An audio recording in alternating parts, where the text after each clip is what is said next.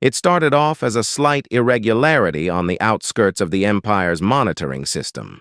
Hardly a flash of interference, the kind typically disregarded. Yet the signals grew stronger instead of fading. Operators at the listening post stared, in shock, watching as the readings displayed steady and uncanny precision. As energy measurements increased, the figures became marginally greater than those recorded by any known military or private fleet sensors. This was no stray fleet or renegade ship. Reports of an armada systematically navigating the fringe systems began pouring in. Mysterious ships, black as the emptiness of space, were sighted near outpost, positioned at the boundary of Empire-controlled space. Officers surrendered to fear as the armada advanced steadily in perfect formation toward the heart of the Empire's territory. Each message from the frontier sounded more frantic than the last. Despite the urgency, the Empire's higher authorities dismissed the reports as exaggerated gossip or mere technological errors. After all, who could possibly pose a threat? They were unaware of the fleet's size, but transmissions failed to stop. Remote monitoring drones recorded footage that left even the most seasoned commanders speechless. Dark, unyielding ships stretched across the visual feeds, covered with unknown markings, each larger than the last. Hundreds, perhaps thousands, of ships spanned the horizon, stretching as far as energy sensors could detect. The signals pulsed, like the beating heart of something massive and unrelenting. Humans had come, and they were making their presence known. Lower-ranking officials frantically tried to attract the attention of anyone in power. Urgent reports became more desperate by the hour, but their warnings were ignored. Humanity had long been written off as a small, resourceful species, tenacious, stubborn, but ultimately insignificant. Despite their annoying defiance, humans were dismissed as a military force after a few previous skirmishes. The Empire had observed human ships before, scrappy, disorganized, and nowhere near this level of power. Confidence in the Empire's military superiority remained unshaken. The Council pointed to earlier conflicts where humans relied on clever strategies, not overwhelming force. They were seen as pests, nothing more. But the signals persisted, and the fleet grew closer every day. Finally, an emergency council meeting was convened to address the approaching human fleet.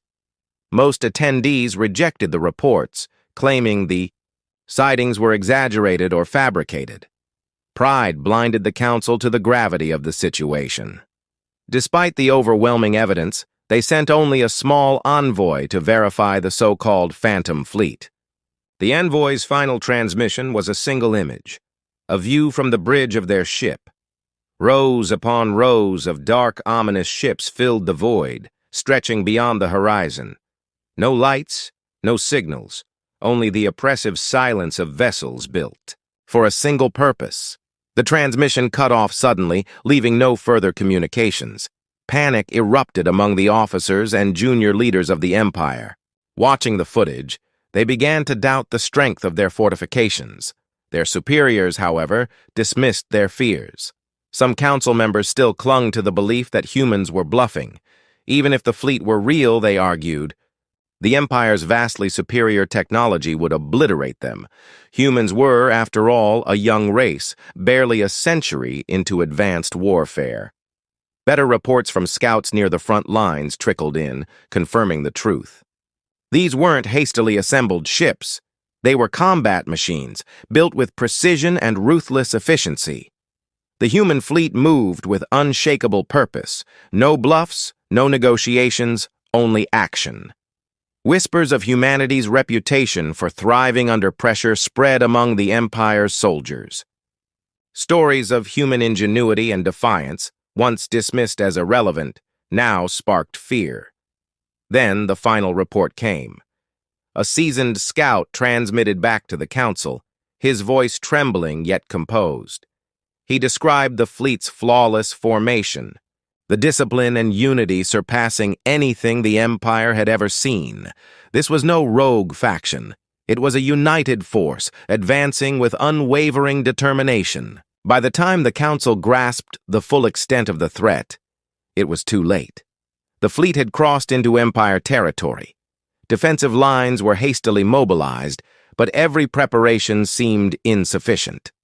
The human fleet marched forward like a blade slicing through the Empire's defenses. Scouts who approached the fleet returned in silence, or not at all. Each line of ships was perfectly aligned, moving with cold, mechanical intent. Humanity had come, not to negotiate, but to annihilate. For the first time in generations, the Empire felt its grip falter. Pride gave way to fear as they realized the magnitude of their mistake. They had underestimated humanity, and now they would pay the price.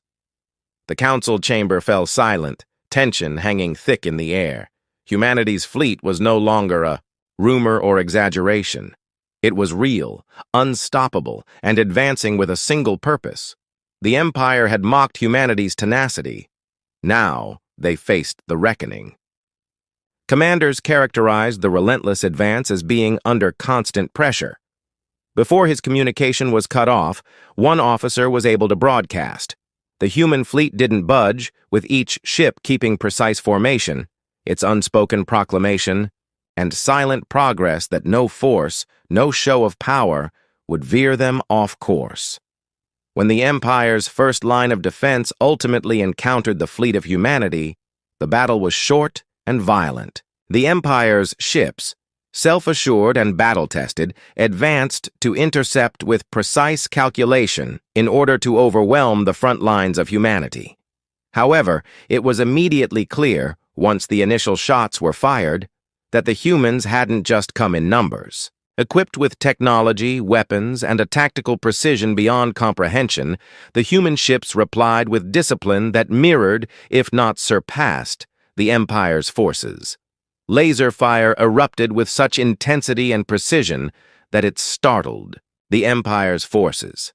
Energy bolts sliced into the Empire's ships one by one, each missile hitting its mark with terrifying accuracy. This eliminated all possibility of error.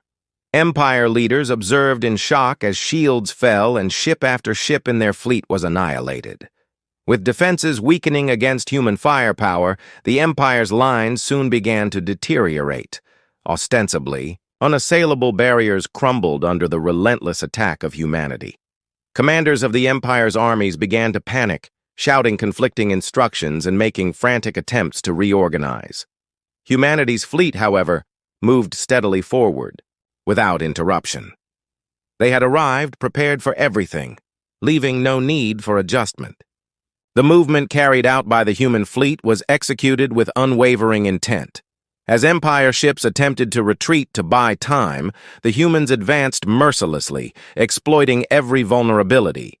Panicked transmissions from the second line of defense begged for reinforcements, but each communication ended abruptly as the human fleet swept through them, destroying every resistance. The most experienced officers in the Empire, hardened by countless battles, now experienced a new form of terror. It was not fueled by strength or cruelty, but by the unavoidable knowledge that they were completely outmatched. When news of the fleet's progress reached the inner systems, the high command of the Empire struggled to comprehend the devastation. They watched in stunned silence as entire fleets were obliterated in mere minutes. The final transmissions were interrupted by static and the distant rumble of explosions. The human fleet moved forward without slowing, pausing to regroup or celebrating. Their progress, as though the destruction of entire fleets was simply a step in their calculated plan, was relentless. One commander managed to send a final communication to high command amidst the collapsing fortifications. In a flat, almost numb voice, he described the last thing he had seen. It seems as though they knew our every move before we did. Even as his ship was overtaken, he added, "The Empire's best ships don't falter or break formation. They don't even recognize our resistance. Their most potent weapons fell silent in the face of the human fleet's relentless march." There was no panic among the human fleet. No outward celebration, only a mechanical, unwavering focus as though they had anticipated this outcome all along. Empire ships attempting to escape were intercepted with deadly precision. Every defensive move, every attempt to regroup was met with calculated destruction. It was not just a war, it was annihilation. Humanity wasn't following interstellar war regulations. They weren't here to negotiate, bargain, or intimidate. They had come to end the Empire. The Council, once confident in their dominion, now faced a reckoning they never thought possible. Their pride and arrogance evaporated as they watched their fleets disintegrate. The Empire's leaders, who had once reveled in their strength, now stared helplessly as their defenses collapsed under the unyielding assault of humanity. Humanity's fleet was not an accident or a coincidence. It was a force of calculated intent. One by one, the Empire's outer defenses crumbled. Panic spread among the remaining commanders as humanity's ships advanced with surgical precision, leaving nothing to chance. When the last lines of defense finally broke, revealing the vulnerable core of the Empire, one terrible realization settled upon every member of the Council. Humanity had come not to confront them, but to erase them from the stars. In a desperate last-ditch effort, the Empire's High Command authorized the deployment of their most advanced weaponry, experimental superweapons designed to intimidate even the strongest enemies. Yet these too fell to humanity's unrelenting assault. Humanity had anticipated every move, countered every strategy, and dismantled every defense with cold precision.